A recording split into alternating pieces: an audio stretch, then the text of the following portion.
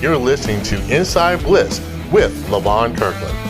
Hey, it's a great week. It's that time again. Welcome into the Inside Blitz with Levon Kirkland. I am your co-host, David Wyatt, along with Mikey Football Foster, and of course the big man, Levon Kirkland. Levon, take it away, my friend. Oh, well, we're going to have a great show today, but, I want to encourage everybody, especially the ones that are out there listening. Last week's show was amazing. Jay Blanchard did a great job of explaining our programs and how they work and how they're going to help our young people and how they're going to make a big impact. So if you're out there listening, make sure you listen to our websites, Apple Podcasts, Spotify. But if you got Facebook, man, make sure you check us out live on our Facebook page. But this one, I thought, although Jay is not a football legend, man, he's a legend in the community. He does such a great job. And like I said before, he did an excellent job explaining our programs and why they're going to make a big impact for our kids. Yep. Absolutely. Check out, it's on YouTube too, so you can see some of the graphics that we put into it. Yep. So if you have a chance to watch the episode, Jay was in studio with us. He wasn't on the phone. He was in studio with us. So there's a lot of dynamics there you can get from the YouTube or the Facebook Live version of the episode. So it really encourage everyone to do that. Make sure you all go to scfootballhof.org/join in order to help support the programs that we were talking about in last week's episode. We want to thank all the people that have joined. We continue to get more members all the time each show, and thank you for that, because that is a big help for us. It doesn't cost much for you. It's less than $10 a month, but it really does help us. So, and there's great benefits for you. Now, we've got a great show, as Levon mentioned to you. Who's the interview with, Mike? And give us a little background. Yeah. Bobby Bryant. He was a class of 2019 inductee. Came and joined us in April for our ceremony, and great guy. Went to South Carolina. Gamecocks. South Carolina Gamecocks. We learned a couple of things. His quarterback was Dan Reeves. That's awesome. At South Carolina, and you'll find out that he was a very versatile athlete as well. In this episode, I think that you're going to get to know a lot of cool things about Bobby, but the guy was a baller. No question. And if you look at his career with the Minnesota Vikings, he's second all-time in interceptions in their franchise history, which is pretty amazing, because they played with some good defenses. Yeah, that's right. And he did it all as really an undersized player. Was he part of the Purple People Eaters? He was part of the Purple People Eaters. They went to 4 Super Bowls, lost them all. But, that's okay, though. At least you win. He was there. Yeah. And he's a 2-time All-Pro, 2-time Pro Bowler, just like my man here. Me. Yeah, man. And so probably one of the more underrated Gamecock legends out there, just because he played really at a different time period. But you have to get to know Bobby Bryant, and I think you get to do that here, and great insight from him in this interview. Yeah, so it's a great interview. Stay in tune with us there. It's Bobby Bryant coming up. There's a lot of things that he talks about that I think you're going to be interested in learning about. So with no further ado, we'll be right back with Bobby Bryant. We're the Inside Blitz with Levon Kirkland. Hello, everybody. This is Bobby Bryant, and you're listening to the Inside Blitz with Levon Kirkland. Welcome back to the Wyatt Law Studio and the Inside Blitz with Levon Kirkland. And I tell you what, we got a tremendous guest today. He was a class of 2019 South Carolina Football Hall of Fame inductee, born in Macon, South Carolina. Georgia. Huh? Georgia. Did I say South Carolina? Yeah. Okay. Macon, Georgia. Thank you, Mike. Yeah. Okay.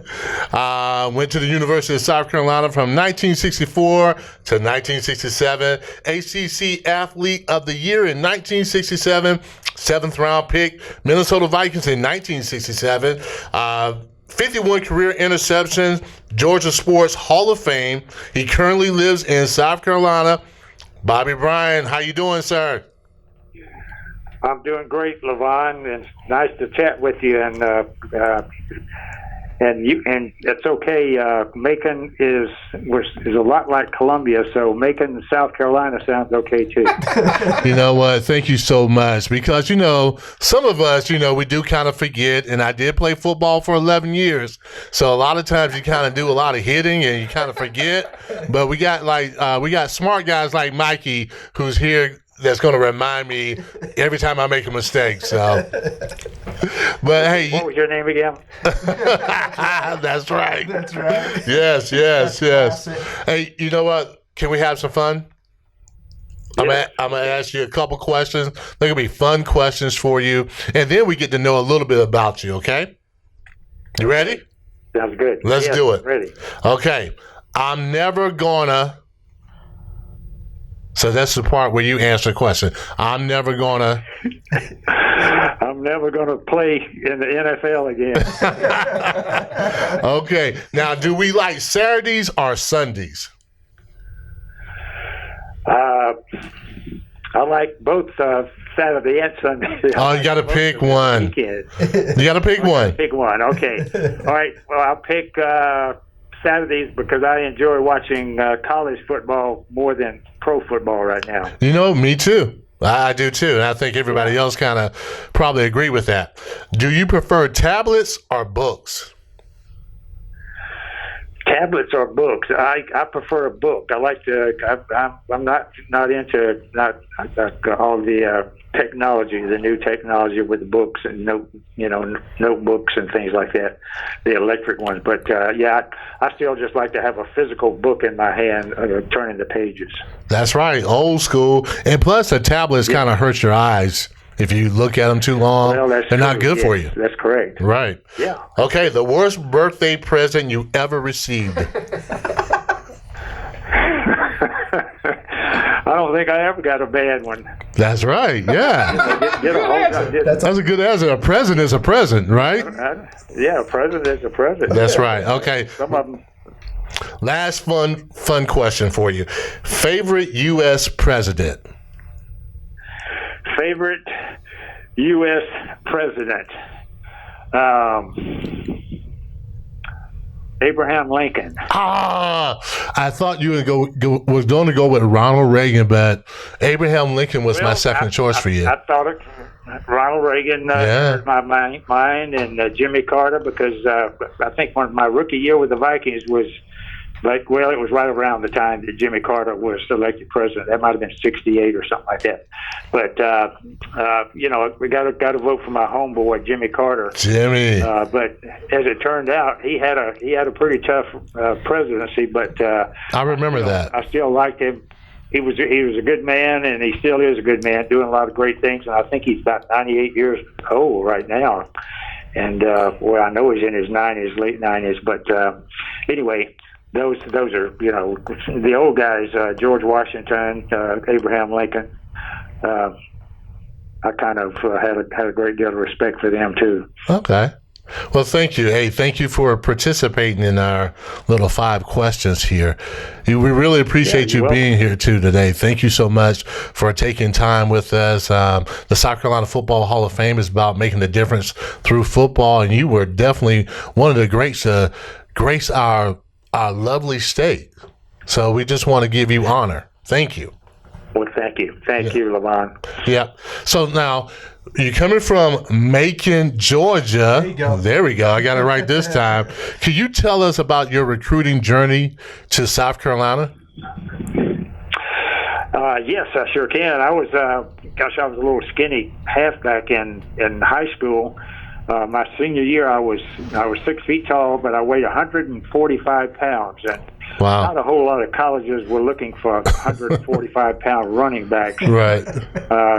Especially Georgia and Georgia Tech weren't. But South Carolina wasn't quite as particular because, South Carolina was in the ACC, and back then the ACC was certainly not as prestigious and as tough as the SEC. But Vince Dooley was a coach at Georgia, but he did recruit 2 of my teammates at Georgia, a tight end and a quarterback. And as it turned out, I was offered a scholarship by the University of South Carolina, and I ended up playing more than the other two guys that went to Georgia, and Vince at the Georgia Hall of Fame quite a few years ago now. But we happened to be sitting at the same dinner table one night. He said, "Bobby," he said, "I made a mistake." He said, we should have taken you, but you were so skinny that we just didn't know if you could make it in the SEC." And but anyway, he was very gracious. But it turned out pretty well. I got to play at South Carolina and found that eating 3 really good meals a day, even a skinny guy can gain a little bit of weight. So I ballooned up to 165 by my senior year, and then got drafted by the Vikings. And so I had some success with the Gamecocks playing football and then baseball also, and had a chance to sign a baseball contract with the New York Yankees my junior year, and then the Boston Red Sox my senior year. But I knew if I signed with the Vikings, I'd go to Minnesota and either make the big team or not. And if I didn't make it, I could have always gone back and maybe tried baseball. But it worked out. Oh, no, it definitely worked out for you. Can you tell us some of your favorite moments at the University of South Carolina? Well, my senior year, we won 1 game and lost 9. Wow! And the game that we won was against NC State, and Jim Donnan, who later became a college coach and coached Georgia and coached several other schools, I think. And but he was a quarterback for NC State, but he punted a ball over my head. I was a punt returner. He kicked the ball that hit in front of me and line drive, and it bounced way over my head. And I forgot that I was lined up on the 15-yard line, and I ran back to catch a ball over my shoulder, but unfortunately I was on the 2-yard line, and Paul Dietzel, the coach, was on the sideline saying, "Oh no, Bobby, what are you doing?" And by this time I had broken into the clear, and one of my teammates said, "Well, Coach, it looks like he's going for a touchdown." So it was it was a 98-yard touchdown, and the longest punt return in the nation that year, and still a record for South Carolina. And but of course they teach punt returners not to catch a ball or not to try to return them from inside the 10-yard line. But there's still some that do try to run with it. But I wasn't real smart back then. So you just wanted to make a play. I chalk it up as you just wanted to make a play for your team. Well, I did, and and it helped us, and that was the only game we won that year. So you should have done. You should have been more proactive then. I should have. Well, and then my sophomore year was Marvin Bass's second year with the. Marvin Bass was the coach. Paul Dietzel hadn't come yet, but. I played to Dan Reeves. You remember that name? He's in the Hall of Fame, South Carolina Hall of Fame too. And Dan was a quarterback, and I was still skinny, as I said. That was my sophomore year. I still weighed about 160 pounds, but they put me in one play against Wake Forest. That's when Brian Piccolo was there. Oh yeah. They threw a pass. Called a pass play, and I was in at halfback, and I ran that right down the middle of the field. That was my pattern. I was wide open, but he tried to throw it to somebody else. Well, so I got back to the huddle. I said, "Dan, I was wide open on that play," and never thinking that he was going to say, "Okay, we'll run it again." But he called it again, threw the ball down the middle. I jumped up and caught it. The 2 safeties both of them came and hit me at the same time from different sides. And you know the cartoons with the character hitting the wall and just sliding down. They both hit me, and it kept me up, but they both just fell off, and so I was wide open. So I ran 65 yards for a touchdown. But they never put me in at receiver again during the season. I'm thinking, man, these coaches aren't real smart. But apparently not. Wow. But anyway, those were a couple of plays that really stood out to me during my career. That the first one was when I was a sophomore, and then the punt return was our only victory that year against North Carolina State. Wow. Well, only one victory that year, but you end up getting the ACC Athlete of the Year in 1967. Can you tell us about that moment? Correct. Yeah, that's wonderful. Well, that was I played baseball also, and I had a pretty good record. I was 6-2 as a pitcher for the Gamecocks, and was the first pitcher at South Carolina to strike out over 100 batters in one season. So, but anyway, I guess there were some scouts that thought, hey, he might be able to play baseball too. So that's why I was drafted by the Yankees and then Boston Red Sox. But those were. That was really unusual for me I think a player and the baseball team was pretty good. I know we had a better record I know we won more than one game, but we were ranked pretty high in the ACC. But as a football player, I'd had a good year returning punts and played pretty well as a defensive back. So didn't give up a whole lot of touchdowns or anything. So I guess that's why they, and usually the most outstanding athlete in the ACC was one that played multiple sports, and usually it was two sports. But there were some guys, I guess, that played three sports, which I can't see how you could possibly do that. But I guess they didn't have to study a whole lot. But well, now could you tell us a little bit about your draft journey? You got drafted in 1967, as we said before, in the 7th round pick for the Minnesota Vikings, and you're 167 overall. 1967 and 167. So you ever played a lottery with with 167? There's got to be your lucky numbers. Well, yeah, I guess it must have been, but I just didn't know it at the time. But they were, I was such an important draft choice that they had the equipment manager call me and tell me I'd been drafted by the Vikings. Wait a minute. So the equipment guy tells you that you're drafted by the Vikings. How did that conversation go? Well, his name was Stubby Easton, and he had a peg leg. He had gotten his leg blown off in the war. Wow. But he was the equipment manager for the Vikings, and but I think back then they didn't have 20 coaches on their staff, so they had I think everybody that was part of the organization had to be part of had to have some little job with the draft to make sure all the jobs got covered. Mm-hmm. So I don't think it was because they thought any less of me. Because and therefore had the equipment manager call me, but that was probably his job, was to call some of the players and tell them that they had been drafted. But anyway, back then I was a 7th round draft choice, got a $7,500 signing bonus, bought a brand new Pontiac Bonneville gold colored. Oh yeah, that was a long one too. Man, that was a nice car for $3,500. So. That tells you something about the price of vehicles, huh? Oh yeah. That was well. I mean, I imagine now that's a good deal, but back then it's probably pretty expensive car. I guess so. It was a nice car. Yeah, the Pontiac was the Bonneville was a kind of pretty classy car. So. I remember the Bonneville. Yes, very nice car. Yes. So tell us one of your favorite NFL moments. One of my favorite NFL moments. Yes. Let me think. Well, one of my during the I'd close to. I had 49 interceptions, and it was my last year. And I was thinking, man, I told my wife, well, I'd really like to get. I'd like to get at least one more interception to have 50. Right. 50 is just better than 49.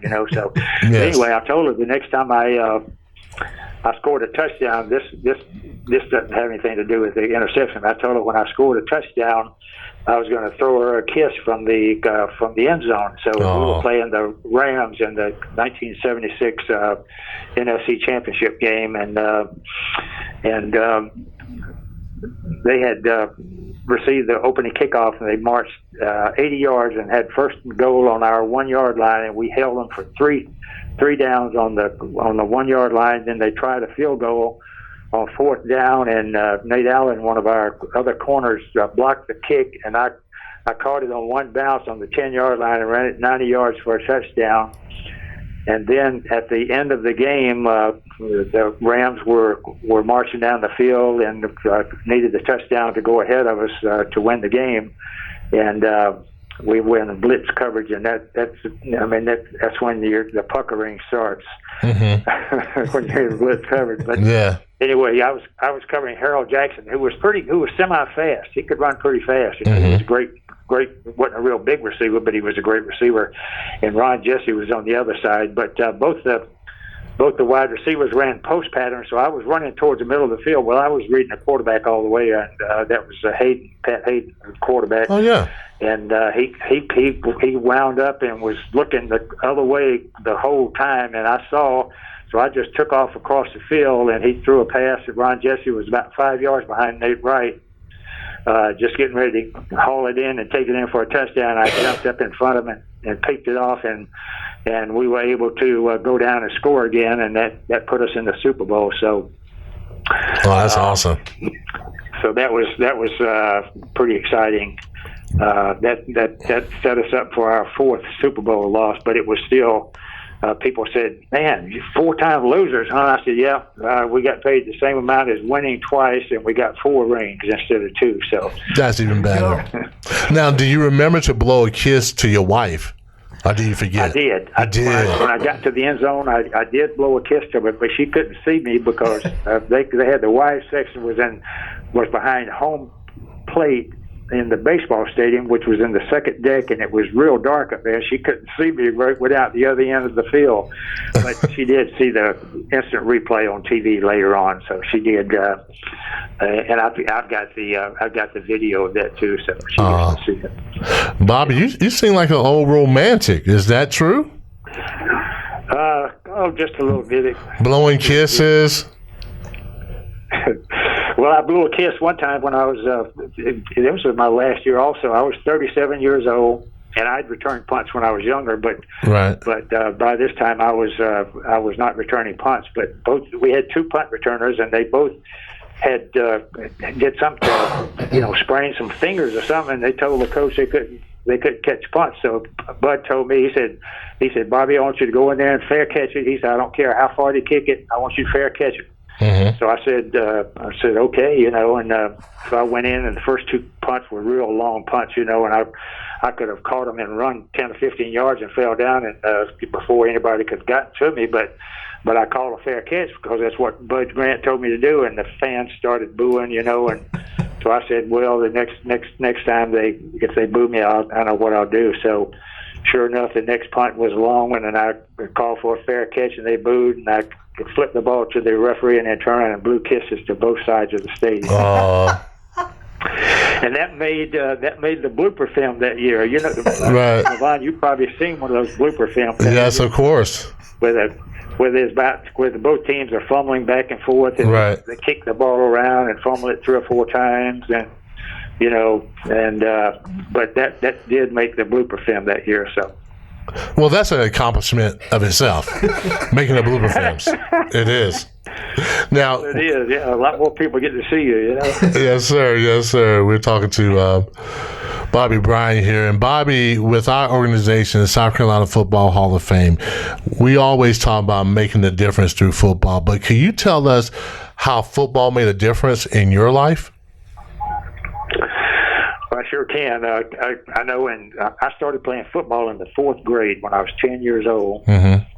And I had some great coaches. I mean, and as a football player, especially when you're young, if you'd have to have a really bad coach not to have a lot of respect for them, because it's just it's a game where you realize it's a tough game, and if you're lucky enough to have a good coach, you really appreciate the lessons you learn about life, and how sometimes when you get hit, you say, I remember getting tackling guys before, and it really hurt, and something I'm thinking, man, should I leave the field? Right. And I'm thinking, no, I can't leave, because we always had this saying with the Vikings, if you got hurt, you didn't know it, and got out of the game for a while, you didn't know if you were going to get back in there if the guy that replaced you was doing good. So nobody wanted to leave the field, but I just learned that you really needed to learn how to to play when you're hurting a little bit, play when you're tired. So it was a great learning and discipline for me, and I came from a disciplined family too. So that just reinforced the importance of being disciplined, and that was one of Bud Grant's main points for building a winner. He said teams that don't make a whole lot of mistakes have got a lot better chance to win than a team that makes a lot of stupid penalties and makes mistakes and is not prepared when opportunities like fumbles or interceptions or things like that present themselves. He said a good disciplined team and player will make those plays, and that'll help you become a winner. And I think he proved that. We won out of my first 11 years with the Vikings. We won our out of my 14 years, we won our division 11 times. So that was pretty good. That's success. amazing. But it was just football is a great lesson to learn about teamship and working together, or teammates, and the importance of a team when you're playing a team sport, because you can if the other 10 guys can do their job, and if you're the one that doesn't do a job, you can be the reason the play fails or the team is not successful. So teamwork is very important, and the discipline to know what you're doing and to be prepared. That's a great lessons that sports taught me. Yes, it's a tough man sport, but I always say this. I always say football relates to life better than most other sports, because even if you get a little sick, I remember my parents getting sick, but guess what? They still got up and they still went to work. In football, you get a little banged up, hey man, you still got to get out there and play because your other guys depend on you. That's exactly right. I found that the times that I felt worse, I played best, because you realize that you might not be at your best physically, but you needed to really concentrate. So it's interesting how that happens sometimes, where you don't really feel like you feel like playing, but you end up playing better than you might ordinarily do. No question about it. Okay, well, I have one more question for you. I just want to know, what's your current passion now? What's something that you really believe in at this point in time in your life? Well, I believe I'm a Christian, and yes, I believe that, I've put my faith in Jesus Christ and in the sacrifice that He made on the cross to pay the penalty for my sins, so that when I die, I know I'm going to heaven. And I believe, and the Bible tells us all that if we are Christians, that we need to tell other people about Christ also, especially our loved ones and our friends, because otherwise, if they don't know Jesus Christ as their Savior, then they're when the Bible says when you die, it's too late. You can't make that decision then, saying, "Oh, I think now is a good time to put my trust in what Christ did on the cross when He died for my sins." So I think one of the most important things that I can do is to live a life that shows what a Christian is supposed to be like, and not only shows it, but is not afraid to talk about it either, and to tell other people, not to try to force anything on them, but to try to help them understand what I believe and what the Bible says about what we should do to know that we will spend eternity in heaven. Wow, that's a powerful message. Thank you so much for sharing that with us. Guys, do you guys have any questions that you'd like to ask Bobby? I know you got one, Mike. See? I knew it. Hey, Bobby, this is Mike. Thanks for coming on. Really enjoyed getting to meet you in April and having you part of our ceremony. And one thing I'd like to ask you is, obviously you're from Macon, Georgia, as we've determined earlier. Not Macon, South Carolina? Not Macon, South Carolina. And that you spent a lot of time in Minnesota, but you chose to come back here to South Carolina and spend time here in South Carolina and Columbia, living in Columbia, and also even being a part of a business here in South Carolina as well, and working and working here in the state. What inspired you to come back to South Carolina and work and go to work here in the state and continue to support Columbia, South Carolina? Well, after the season, my wife and I would always come down south to just get out of Minnesota for a while because it was so cold there, and we'd always come through Columbia because I had a lot of teammates that from different parts of the country that stayed here. They really liked it. And it's a beautiful state, but we'd come down in late December or January, and the temperature might be 70 degrees on a certain day. We think, man, that's pretty nice. Mm-hmm. But the weather was so much milder down here, and plus the friends that we had, the friends that the guys that I played with, and then we had gotten to know their wives, and so it was just felt like being part of a family. And of course, once you're a Gamecock, and once you're a Tiger, or once you're a Steeler or a Viking, you're always a Steeler and Viking and Gamecock and Tiger. So that was one of the reasons that we felt right at home here when we came back.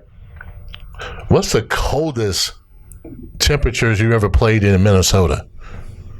Coldest. The temperature was 1976 NFC Championship game against the Rams. The temperature was 0 at game time. Jeez. And with the wind chill, the temperature was 13 below 0.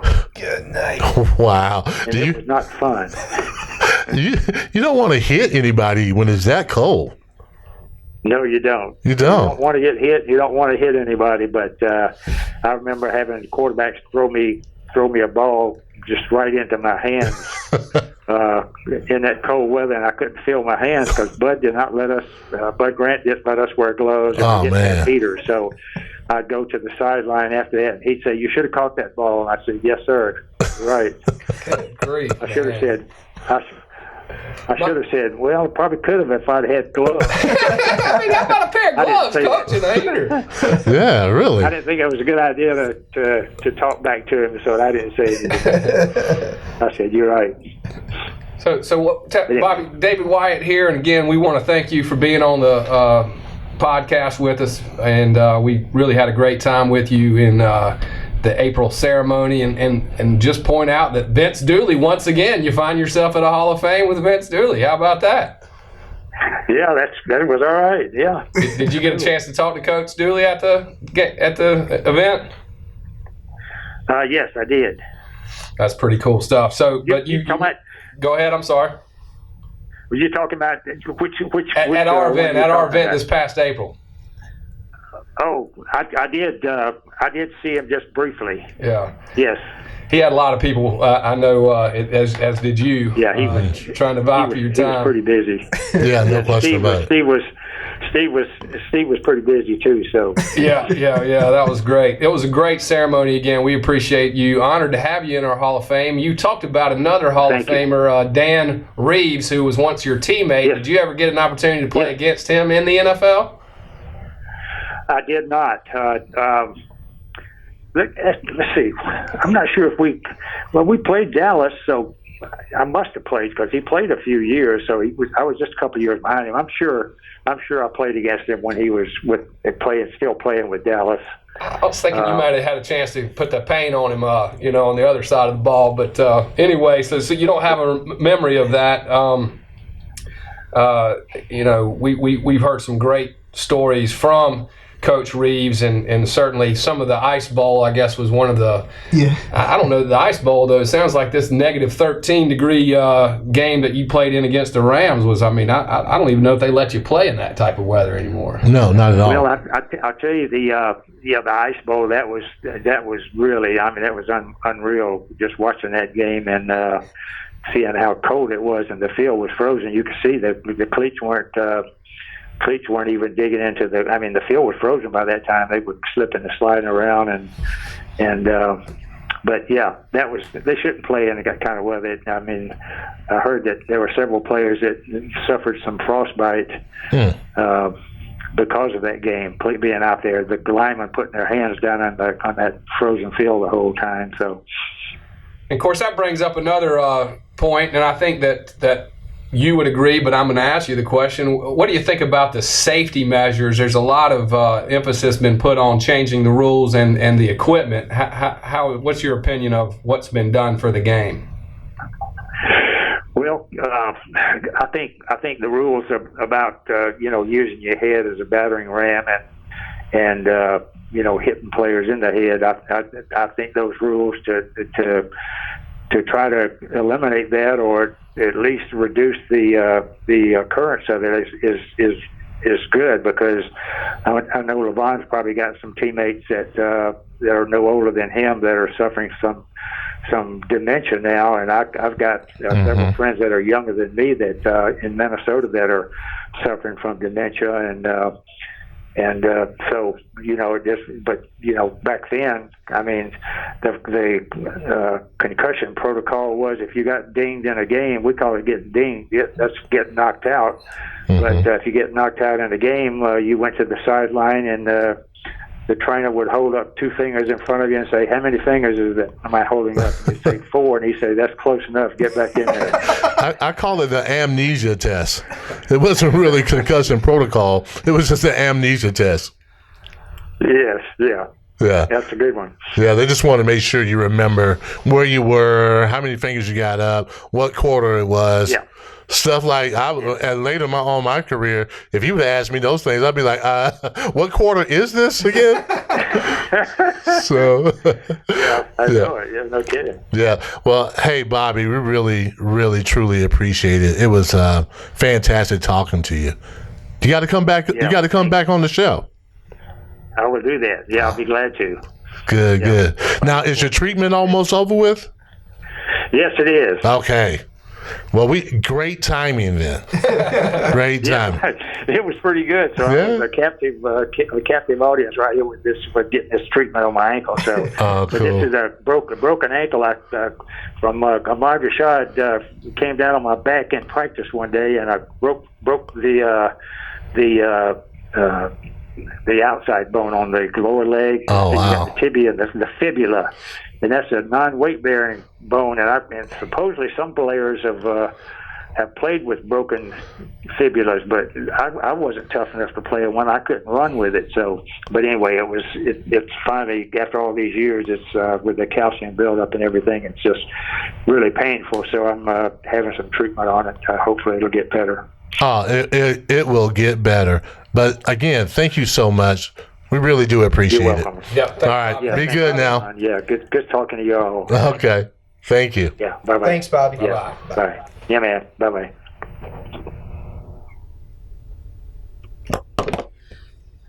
Great interview. What an amazing athlete. Absolutely. Yeah. Who knew that, Dion Who, Bo knows, what about Bobby knows? Right. I mean, baseball, football, offense, defense. Sounds like they missed an opportunity there to get a playmaker involved at some point there in Columbia. Of course, we didn't talk about, he's one of, I think, 11 kids in that family. So they had plenty of opportunity to mix it up and play some sports, didn't they? No doubt. Well, honestly, with 11 kids, you can have a basketball team. You can have one side of the family playing against the other side of the family, and you still have one son. Yeah, that's right. So that's pretty cool. That's not too Yeah. bad. Yeah. All-time quarterback or all-time hitter or something. Yeah, something like that. Yeah, no question. But anyway, that was great. Great interview with Bobby Right. Bryant, and appreciate you listening. And we'll be right back. We're the Inside Blitz with Levon Kirkland. You're listening to Inside Blitz with Levon Kirkland.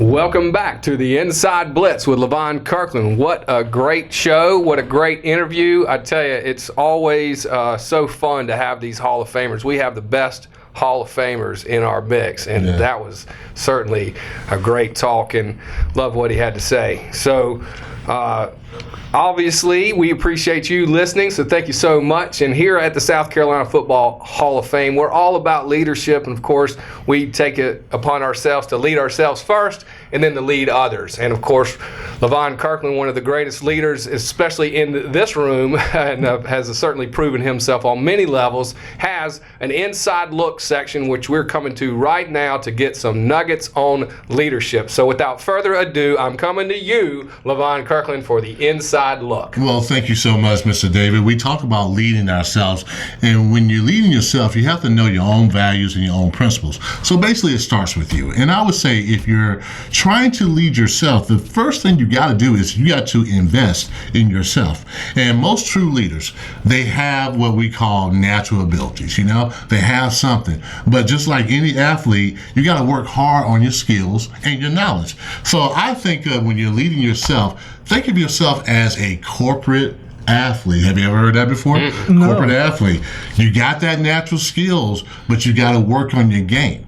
And you can't expect to be good or expect to win if you don't work on your game, if you don't practice, if you don't work on your skills. So what would I say to you? I would say, read some good books. And I'm not talking about the trendy books about, hey, be a better leader. Look at guys like John Wooden, guys who actually done it. I also say do some volunteer work. I will also say engage with people. Get yourself a mentor. You're never too old to have a mentor or have a coach. So leading yourself is about investing in yourself.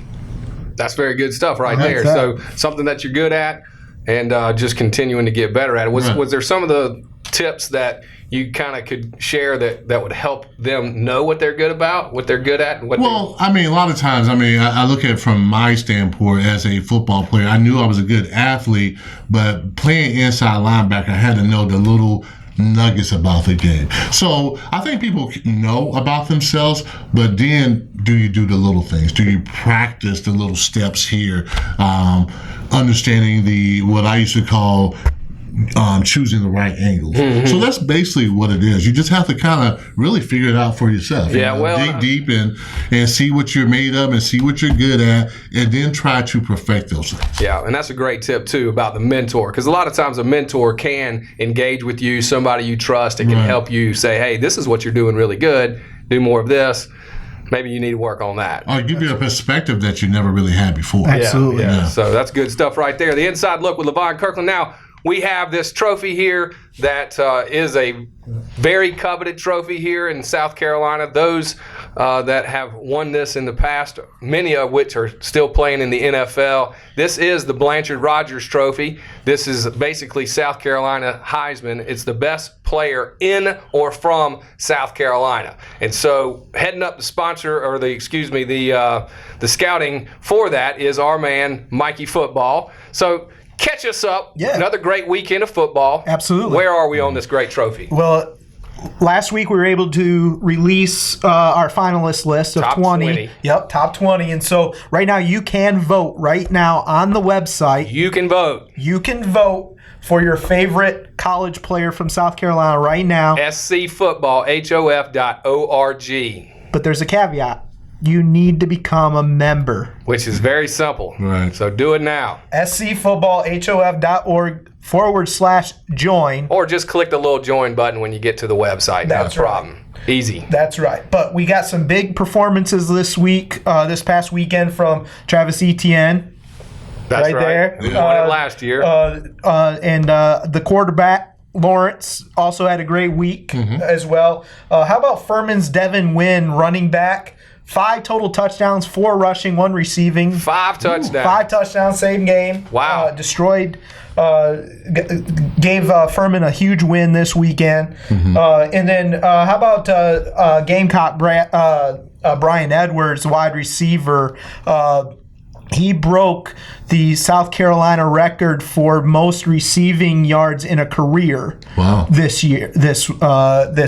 Impressive. So, And they've had some great receivers. taking over Alshon Jeffrey, and if you look at the list of wide receivers from South Carolina, it's a pretty impressive list. Yeah. no question about Starting it. with Sterling Sharp. That's right. That's right. Alshon Jeffrey's great. You Yep. know, Sidney Rice was great. Right. You know, Robert Brooks was great. That's Yes. right. He's in big company there. That's right. And then Travis Etienne also became the leading touchdown maker in Clemson history, beating C.J. Spiller. Easing out our good friend C.J. Spiller. That's right. So Future Hall of Famer. those two, obviously, congratulations to those two guys making big splashes here this weekend, and obviously finalists for this award. And big shout out to DeRogan Wells, Valdosta State. They won another one. He passed for 350 yards. He's a baller, man. He's a baller, D2 kid from Fort Mill, just tearing it up on Fantastic. the D2 level. Fantastic. So, yes, Mike, great report. And please go check out these 20 ballers because these are some great players. They have some great stats. And it is anybody's ball game. And we want you to help us make that decision. So please go vote. And Mr. Kirkland. Yes, sir. What about yourself?